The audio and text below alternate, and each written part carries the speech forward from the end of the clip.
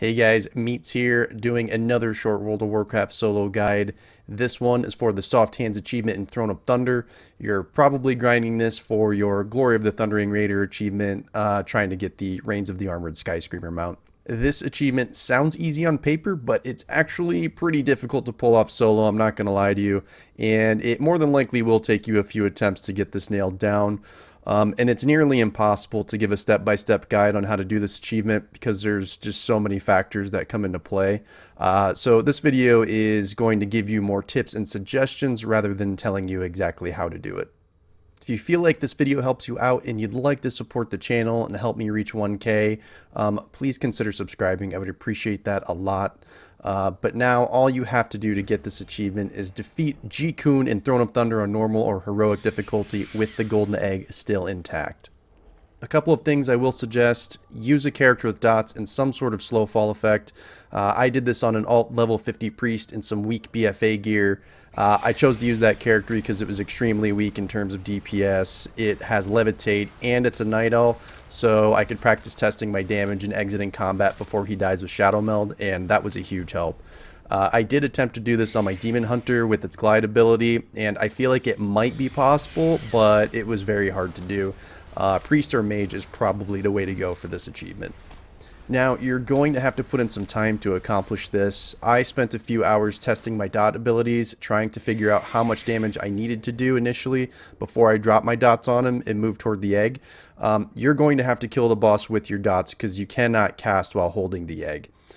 One positive thing to note is that the golden egg will always spawn in the northeast nest, and it spawns exactly 20 seconds after you start the encounter. So seeing as how those two things are constant, you should be able to time and route your movements fairly well in accordance to the egg spawn. So here is the end result of many failed attempts and tweaking my setup after many failures.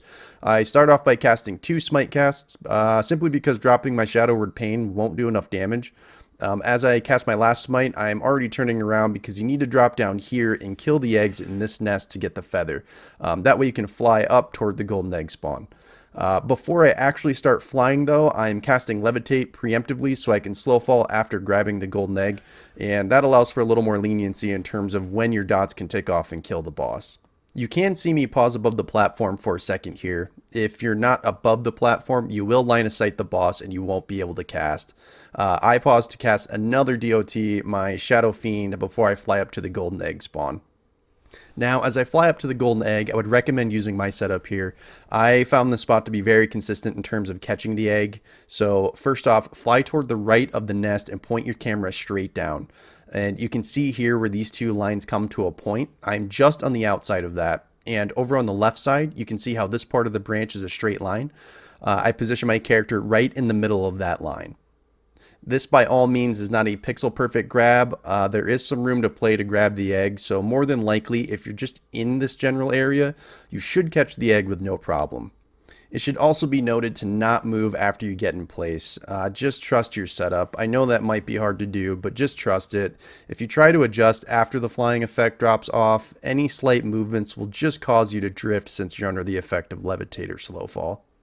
That's pretty much all I can tell you guys for this one, though. I will end the video with the attempt uninterrupted so you can hopefully get an idea for how this should flow. But I do hope this helps you guys out. It is difficult to solo. I think I got this after like 4 weeks of attempts. But with a little damage testing, some practice, and a good setup, this is totally possible.